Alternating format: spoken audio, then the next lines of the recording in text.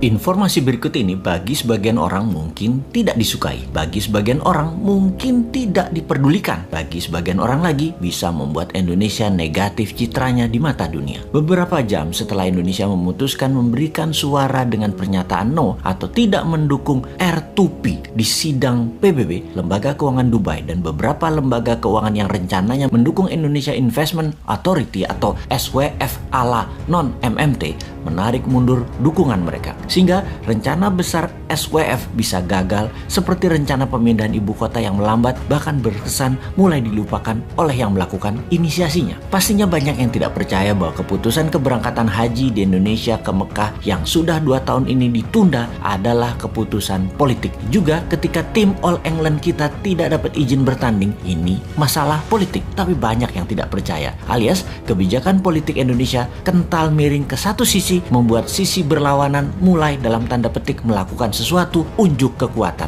Akhirnya hanya Tiongkok yang BUMN-nya mau bekerja sama dengan BUMN Indonesia. Hanya vaksin Tiongkok yang besar jumlahnya yang mau disediakan untuk Indonesia. Adakah informasi sekilas ini ada benarnya atau praduga tak ada alasan seperti info yang disampaikan para buzzer bayaran ahli pecah belah bangsa ini? Apa itu R2P yang dijawab oleh Indonesia no dengan alasan yang mengada-ngada, lebih tepatnya maksa alias vote no-nya biar berkesan tidak membela kakak tertua Indonesia saat ini yang bernama Tiongkok. R2P adalah Resolusi Responsibility to Protect, yaitu Indonesia menolak untuk bertanggung jawab, melindungi, dan mencegah genosida, kejahatan perang, pembantaian etnis, dan kejahatan terhadap kemanusiaan. Kalau disederhanakan, Indonesia itu mendukung genocide, mendukung kejahatan perang, mendukung kejahatan etnis, dan mendukung kejahatan terhadap kemanusiaan. Namun, pinternya dibungkus dengan pernyataan resolusi itu salah prosedur, yang ketika ditanya prosedur mana atau apa prosedur yang benar versi pemerintah Indonesia, nggak bisa jawab juga. Sudahlah, Anda pejabat itu membela kejahatan perang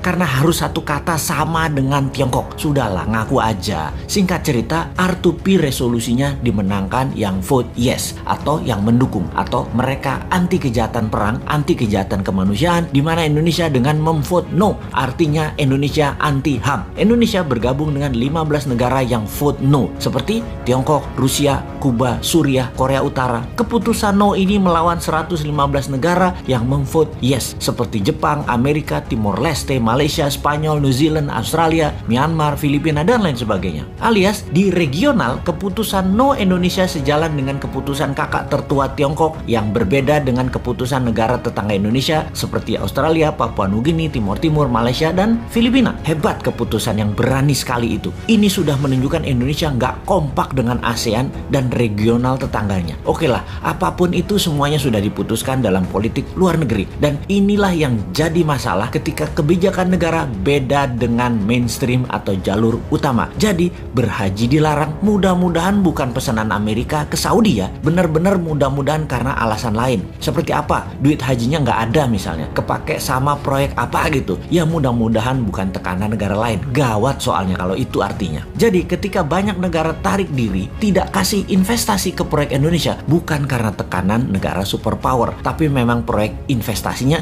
tidak menguntungkan, atau bunga pinjaman IMF yang rata-rata negara lain dapat 4%-an, Indonesia 2% lebih mahal, sekitar 6%-an, sehingga bunga pinjaman yang dibebankan ke APBN hampir senilai 290 triliun ini karena tingginya bunga pinjaman. Sekali lagi, bunga lebih tinggi bukan pesanan negara superpower, mudah-mudahan ya, karena Indonesia nggak menarik. Efek Indonesia menolak atau vote no Indonesia dalam UN Watch dimasukkan sebagai daftar negara memalukan atau list of shame country. Juga Amnesty International menyayangkan keputusan Indonesia ini, bahkan banyak yang menyarankan mending abstain sekalian ketimbang menolak no. Ya sudahlah, semoga semua selamat dan semoga tetap banyak yang tidak peduli dengan hal-hal seperti begini. Teruslah menjual diri untuk 2024 walau tanpa konsep bernegara. Silahkan membangun model populer dan terlihat suci. Toh rakyat sama seperti bosman ini, bodoh semua. Jadi wahai rakyat, tetaplah rebahan, tetaplah tidak peduli, tetaplah tidak bermanfaat, dan tetaplah menjadi beban APBN.